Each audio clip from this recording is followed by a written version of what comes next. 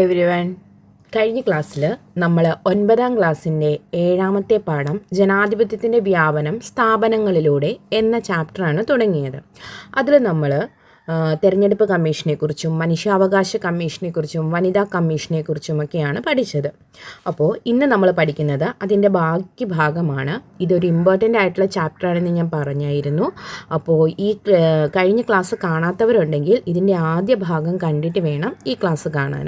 കാരണം ഇത് അത്രയും ഇമ്പോർട്ടൻ്റ് ആയിട്ടുള്ളൊരു ചാപ്റ്ററാണ്. നമുക്ക് ബാക്കി ഭാഗത്തിലേക്ക് പോകാം.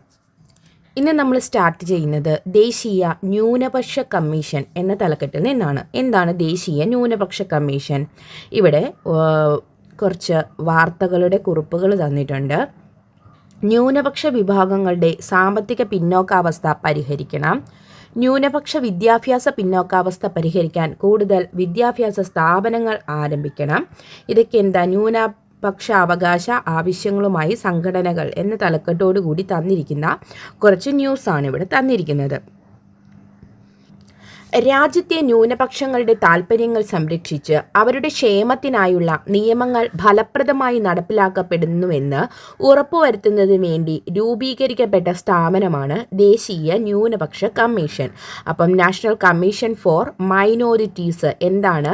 രാജ്യത്ത് ന്യൂനപക്ഷ വിഭാഗങ്ങളുടെ താൽപ്പര്യങ്ങൾ സംരക്ഷിക്കുന്നതിനും അവരുടെ ക്ഷേമത്തിനും നിയമങ്ങൾ ഫലപ്രദമായി നടപ്പിലാക്കപ്പെടുന്നുവെന്ന് ഉറപ്പുവരുത്തുന്നതിന് വേണ്ടി രൂപീകരിക്കപ്പെട്ട സ്ഥാപനം ാണ് ദേശീയ ന്യൂനപക്ഷ കമ്മീഷൻ.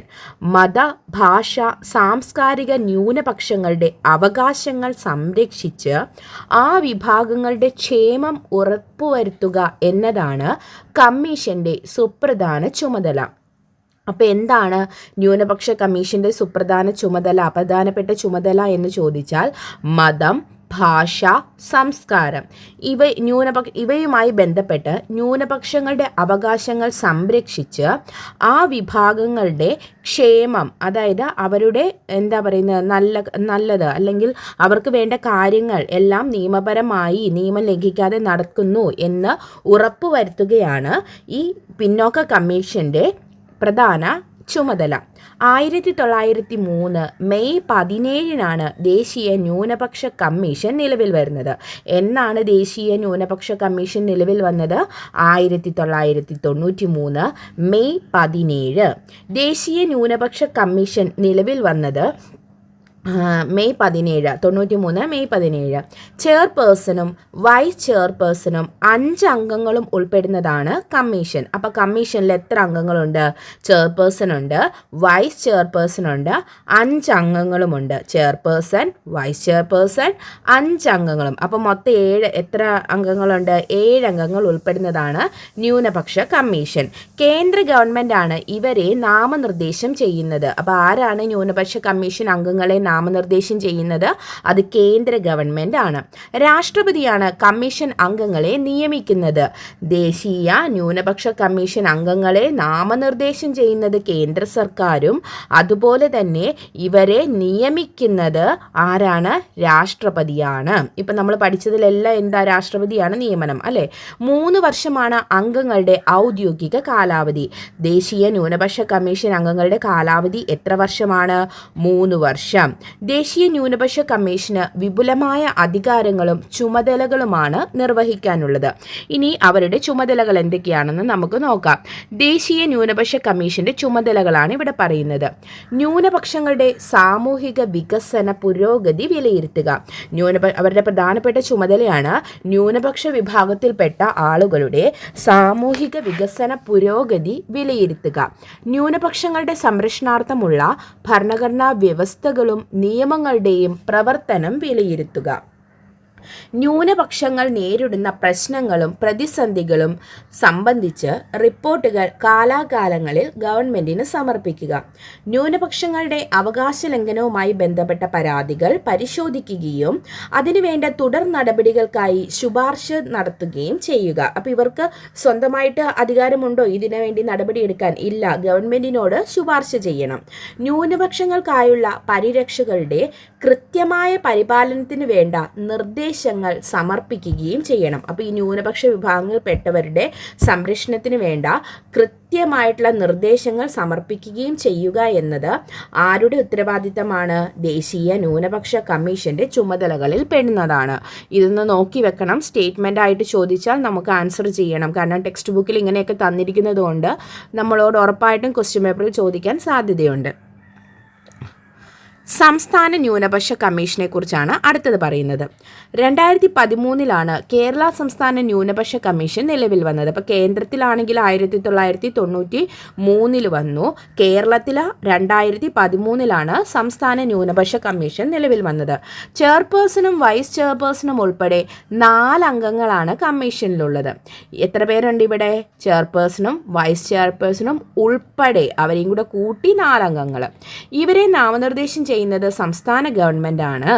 3 വർഷമാണ് അംഗങ്ങളുടെ കാലാവധി.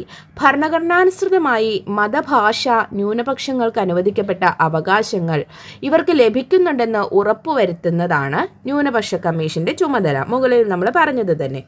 ഈ വിഭാഗങ്ങൾക്ക് വിദ്യാഭ്യാസ സ്ഥാപനങ്ങൾ ആരംഭിക്കുന്നതിനും നടത്തുന്നതിനുമായി നടപടികൾ ശുപാർശ ചെയ്യുന്നതും ഈ സംസ്ഥാന ന്യൂനപക്ഷ കമ്മീഷനാണ്.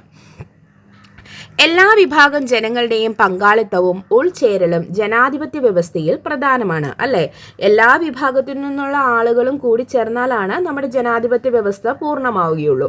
ന്യൂനപക്ഷ ഭാഷാ വിഭാഗങ്ങൾ, മതവിഭാഗങ്ങൾ, സാംസ്കാരിക വിഭാഗങ്ങൾ തുടങ്ങിയവരുടെ ഉന്നമനവും പുരോഗതിയും ഇതിന് അത്യന്താപേക്ഷിതമാണ്. ഇതോടൊപ്പം ന്യൂനപക്ഷ ക്ഷേമം ഭൂരിപക്ഷത്തിൻ്റെയും ചുമതലയാണെന്ന ബോധം സൃഷ്ടിക്കേണ്ടതുണ്ട്. ഈ ലക്ഷ്യങ്ങൾ നേടിയെടുക്കുന്നതിന് ന്യൂനപക്ഷ കമ്മീഷൻ നടത്തുന്ന ശ്രമങ്ങൾ ജനാധിപത്യത്തിൻ്റെ വ്യാപനത്തിന് മുഖ്യ പങ്ക് വഹിക്കുന്നു. ഓക്കെ, ഇനി നമ്മൾ ദേശീയ പട്ടികജാതി പട്ടികവർഗ കമ്മീഷനുകളെ കുറിച്ചാണ് പഠിക്കുന്നത്. വളരെ ഇമ്പോർട്ടൻ്റ് ആണ് കേട്ടോ. പട്ടികജാതി പട്ടികവർഗ പ്രദേശങ്ങളിൽ ഏറ്റവും മുൻഗണന നൽകേണ്ടത് റോഡുകൾക്കും വാർത്താവിനിമയത്തിനുമാണ്. അവയില്ലെങ്കിൽ നാം ചെയ്യുന്ന മറ്റൊന്നും ഫലപ്രദമാകില്ല. സ്കൂളുകൾ, ആരോഗ്യരക്ഷാ പ്രവർത്തനങ്ങൾ, കുടിൽ വ്യവസായങ്ങൾ എന്നിങ്ങനെ പലതും ആവശ്യമാണ് എന്നത് സുവ്യക്തമാണ്. എന്നാൽ നാം അവരുടെ ജീവിത രീതിയിൽ ഇടപെടുകയില്ല എന്നും സ്വന്തം രീതി അനുസരിച്ച് ജീവിക്കാൻ അവരെ സഹായിക്കുക മാത്രമേ ചെയ്യൂ എന്നും നാം എപ്പോഴും ഓർക്കണം. ഇതാര് പറഞ്ഞതാണ്? 1952 ജൂൺ 7 ജവഹർലാൽ നെഹ്റു നടത്തിയ ഒരു പ്രസംഗത്തിൻ്റെ ഭാഗമാണ് ഇവിടെ തന്നിരിക്കുന്നത്. അപ്പോൾ പട്ടികജാതി പ്രദേശങ്ങളിൽ നമ്മൾ മുൻഗണന നൽകേണ്ടത് റോഡിനും വാർത്താവിനിമയത്തിനുമാണെന്ന് അദ്ദേഹം പറയുന്നു. അതുപോലെ തന്നെ അവരുടെ ജീവിത രീതിയിൽ നമ്മൾ ഇടപെടുകയില്ലെന്നും അവരെ അതനുസരിച്ച് ജീവിക്കാൻ നമ്മൾ സഹായിക്കുക മാത്രമേ ചെയ്യുള്ളൂ എന്നുമാണ് ജവഹർലാൽ നെഹ്റു പറയുന്നത്. വിവേചനങ്ങളിൽ നിന്നും ചൂഷണങ്ങളിൽ നിന്നും പട്ടികജാതി പട്ടികവർഗ ജനവിഭാഗങ്ങളെ സംരക്ഷിക്കുകയും അവരെ സമൂഹത്തിൻ്റെ മുഖ്യധാരയിലേക്ക് കൊണ്ടുവരികയും ചെയ്യുക എന്ന ലക്ഷ്യത്തോടെ രൂപീകരിക്കപ്പെട്ട സ്ഥാപനങ്ങളാണ് പട്ടികജാതി കമ്മീഷനും പട്ടികവർഗ കമ്മീഷനും. ഇതിനോടൊപ്പം അവരുടെ സാംസ്കാരിക വൈവിധ്യങ്ങളും സവിശേഷതകളും സംരക്ഷിക്കുക എന്നതും പ്രധാനമാണ്. അപ്പോൾ ഈ പട്ടികജാതി പട്ടികവർഗത്തിൽപ്പെട്ടവരുടെ അവരുടേതായിട്ടുള്ള സാംസ്കാരിക രീതികളും അവരുടെ സവിശേഷതകളും സംരക്ഷിക്കുക എന്നതുകൂടി ഈ കമ്മീഷനുകളുടെ ചുമതലയാണ്. 2004 2 കമ്മീഷനുകളും നിലവിൽ വരുന്നത്. പട്ടികജാതി കമ്മീഷനും പട്ടികവർഗ കമ്മീഷനും നിലവിൽ വരുന്നത് 2004. ചെയർപേഴ്സണും വൈസ് ചെയർപേഴ്സണും മറ്റ് 3 അംഗങ്ങളും ഉൾപ്പെടുന്നതാണ് കമ്മീഷൻ. അപ്പോൾ 5 അംഗങ്ങൾ അല്ലേ? ചെയർപേഴ്സൺ, വൈസ് ചെയർപേഴ്സൺ, മറ്റ് 3 അംഗങ്ങളും ഉൾപ്പെടുന്നു. രാഷ്ട്രപതിയാണ് കമ്മീഷൻ അംഗങ്ങളെ നിയമിക്കുന്നത്. ഇവിടെ നിയമനം ആരാണ്? രാഷ്ട്രപതിയാണ്. 3 വർഷമാണ് അംഗങ്ങളുടെ ഔദ്യോഗിക കാലാവധി. അപ്പോൾ പട്ടികജാതി പട്ടികവർഗ കമ്മീഷൻ അംഗങ്ങളെ നിയമിക്കുന്നത് രാഷ്ട്രപതിയാണ്. ഇവരുടെ കാലാവധി എത്ര വർഷമാണ്? അത് 3 വർഷമാണ്. ദേശീയ പട്ടികജാതി പട്ടികവർഗ കമ്മീഷനുകളുടെ ആസ്ഥാനം എവിടെയാണ്? അത് ന്യൂഡൽഹിയിലാണ്. ദേശീയ പട്ടികജാതി പട്ടികവർഗ കമ്മീഷനുകളുടെ ആസ്ഥാനം എവിടെയാണ്? ന്യൂഡൽഹിയാണ്. പട്ടികജാതി പട്ടികവർഗ അതിക്രമങ്ങൾ തടയൽ നിയമം 1989. പട്ടികജാതി പട്ടികവർഗ അതിക്രമം തടയൽ നിയമം 1989. പട്ടികജാതി പട്ടികവർഗങ്ങൾക്കെതിരെയുള്ള അതിക്രമങ്ങൾ തടയുക, ഇത്തരം കുറ്റകൃത്യങ്ങൾ കൈകാര്യം ചെയ്യുന്നതിന് പ്രത്യേക കോടതികൾ സ്ഥാപിക്കുക, ഇവരുടെ സ്വാസ്ഥ്യത്തിനും പുനരധിവാസത്തിനും നടപടികൾ സ്വീകരിക്കുക തുടങ്ങിയ ഉദ്ദേശ്യങ്ങളോടെ നിലവിൽ വന്ന നിയമമാണ് പട്ടികജാതി പട്ടികവർഗ അതിക്രമങ്ങൾ തടയൽ നിയമം. 1989 ഈ നിയമം നിലവിൽ വന്നത്. അപ്പോൾ എന്താ, പട്ടികജാതി പട്ടികവർഗ ജനവിഭാഗങ്ങൾക്കെതിരെയുള്ള അതിക്രമങ്ങൾ തടയുക, ഇത്തരം കുറ്റകൃത്യങ്ങൾ കൈകാര്യം ചെയ്യുന്നതിനും പ്രത്യേക കോടതികൾ സ്ഥാപിക്കുക, ഇവരുടെ സ്വാസ്ഥ്യത്തിനും പുനരധിവാസത്തിനും നടപടികൾ സ്വീകരിക്കുക തുടങ്ങിയ ഉദ്ദേശ്യങ്ങളോടെ നിലവിൽ വന്ന നിയമമാണ് പട്ടികജാതി പട്ടികവർഗ നിയമം അല്ലെങ്കിൽ പട്ടികജാതി പട്ടികവർഗ അതിക്രമങ്ങൾ തടയൽ നിയമം 1989. 1989 ഈ നിയമം നിലവിൽ വരുന്നത്.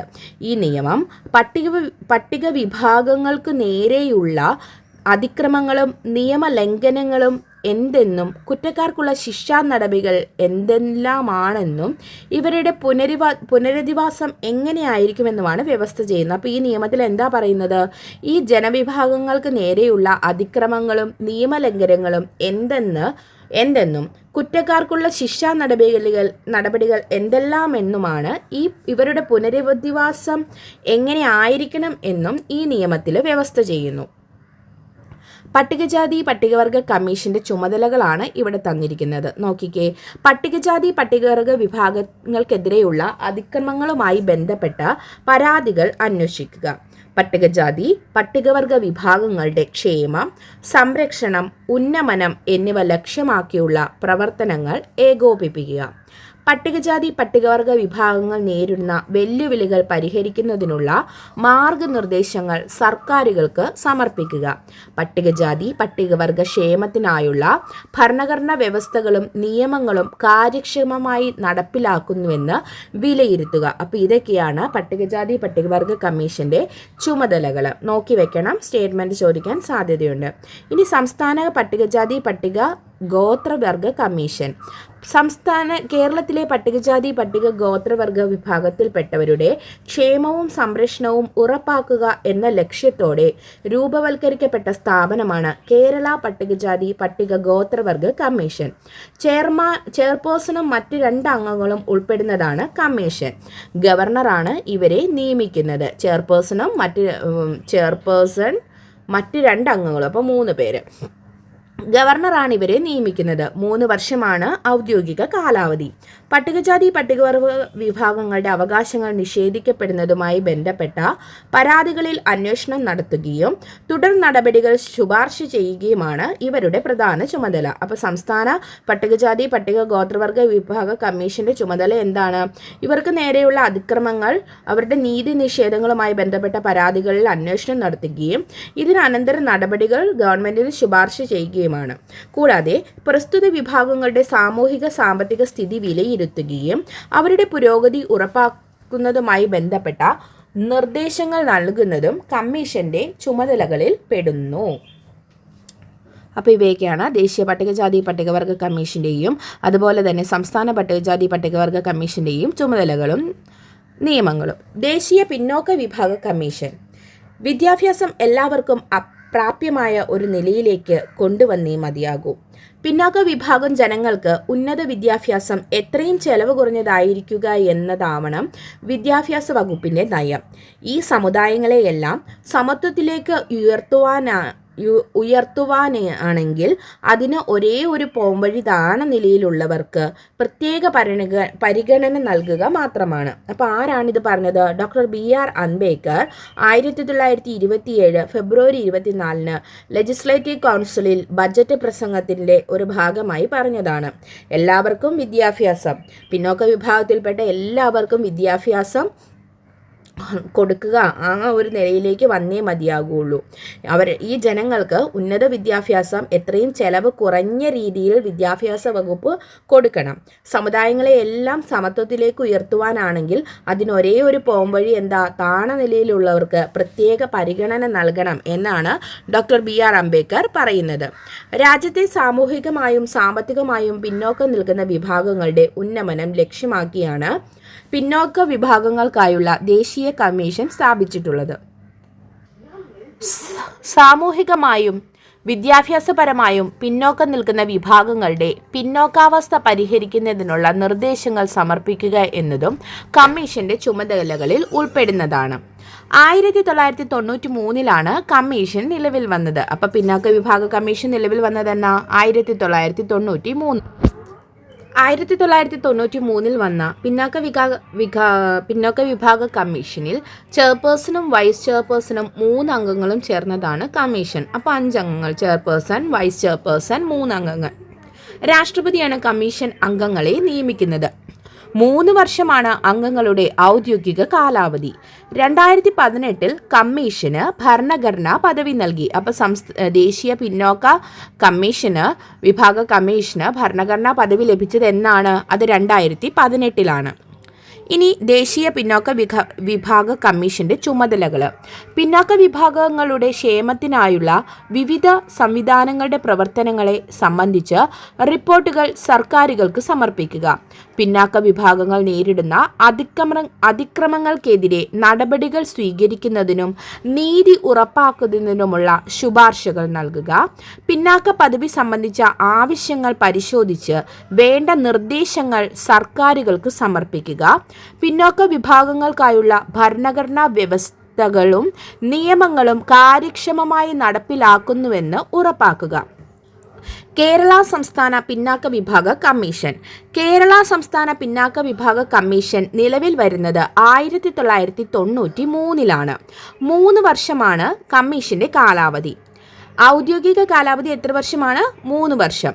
പിന്നോക്ക വിഭാഗങ്ങളുടെ സാമൂഹിക സാമ്പത്തിക അവസ്ഥ പരിഗണിച്ച് പ്രസ്തുത ജനവിഭാഗങ്ങളെ സംവരണ ലിസ്റ്റിൽ ഉൾപ്പെടുത്തി ആനുകൂല്യങ്ങൾ നൽകുന്നതിന് വേണ്ടുന്ന നിർദ്ദേശങ്ങൾ സമർപ്പിക്കുക എന്നത് കമ്മീഷന്റെ ചുമതലയിൽ പെടുന്നു. അപ്പോൾ ഇതാണ് സംസ്ഥാന പിന്നാക്ക വിഭാഗ കമ്മീഷന്റെ ചുമതലകൾ. ഇതും 1993 വന്നത്.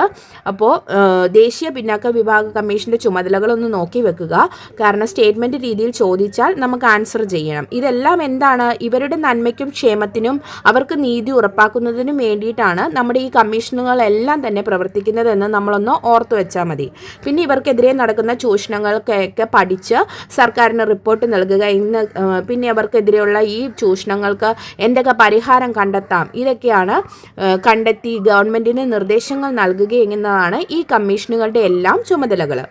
ഇനി അടുത്തത് നോക്കിക്കേ, പിന്നോക്ക വിഭാഗ കമ്മീഷൻ്റെയും ആസ്ഥാനം എവിടെയാണ്? National commission for backward classes. അതും എവിടെ തന്നെയാണ്? ന്യൂഡൽഹിയിലാണ്.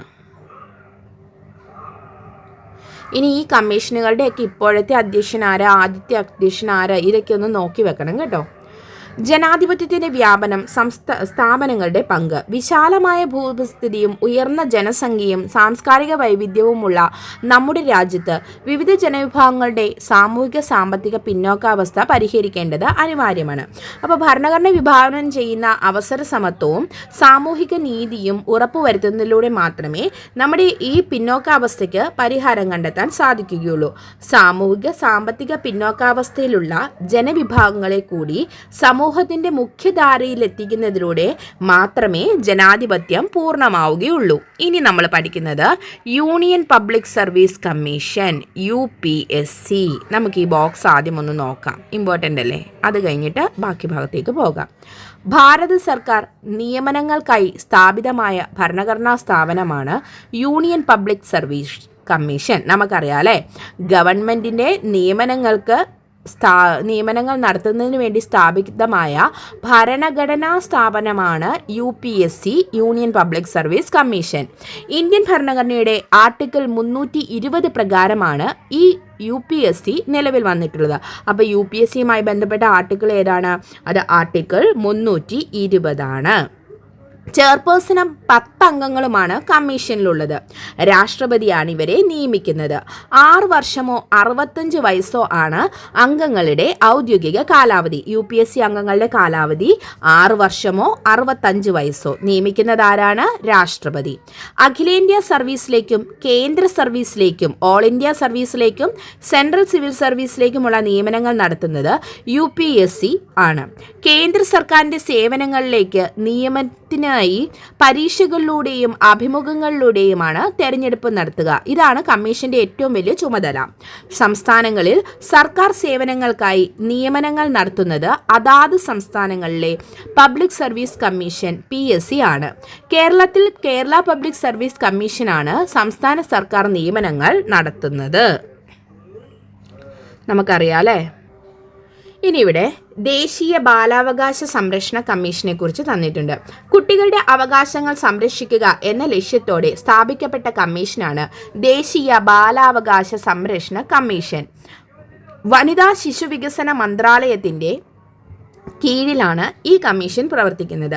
2007 മാർച്ച് 5 കമ്മീഷൻ നിലവിൽ വന്നത്. ഒരു ചെയർപേഴ്സണും 6 അംഗങ്ങളുമാണ് കമ്മീഷനിലുള്ളത്. കുട്ടികളുടെ വിദ്യാഭ്യാസം, ആരോഗ്യം, പരിചരണം, ക്ഷേമം, അവരുടെ നീതി തുടങ്ങിയവയാണ് കമ്മീഷന്റെ ലക്ഷ്യങ്ങൾ. കേരളത്തിൽ കുട്ടികളുടെ അവകാശ സംരക്ഷണത്തിനായി കേരള സംസ്ഥാന ബാലാവകാശ കമ്മീഷനും പ്രവർത്തിച്ചു വരുന്നു.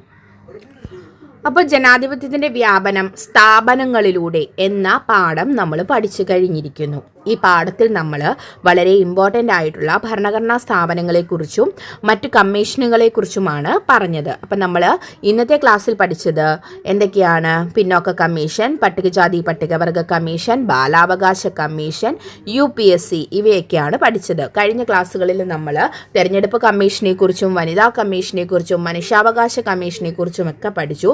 ഈ കമ്മീഷനുകളിൽ നിന്നെല്ലാം ക്വസ്റ്റ്യൻസ് പല പരീക്ഷകളിലും ഇപ്പം റീസെൻ്റായിട്ട് നടന്ന പരീക്ഷകളിലാണെങ്കിൽ സ്റ്റേറ്റ്മെൻറ്റ് രീതിയിലുള്ള ക്വസ്റ്റ്യൻസ് ഒക്കെ നിങ്ങൾ കണ്ടിട്ടുണ്ടാകും. അപ്പോൾ അതുകൊണ്ട് ഒരു തവണയെങ്കിലും നമ്മൾ ഈ പാഠം ഒന്ന് കണ്ടിരിക്കുക എന്നുള്ളത് അത്യാവശ്യമാണ്. അപ്പോൾ കാണാൻ സമയമില്ലാത്തവർ ഒരു തവണയെങ്കിലും ഇതൊന്ന് കേൾക്കുക. ഇപ്പോൾ കേട്ട് കഴിയുമ്പോൾ നമുക്ക് എന്തെങ്കിലുമൊക്കെ ഓർമ്മയിലിരിക്കുമെന്നേ.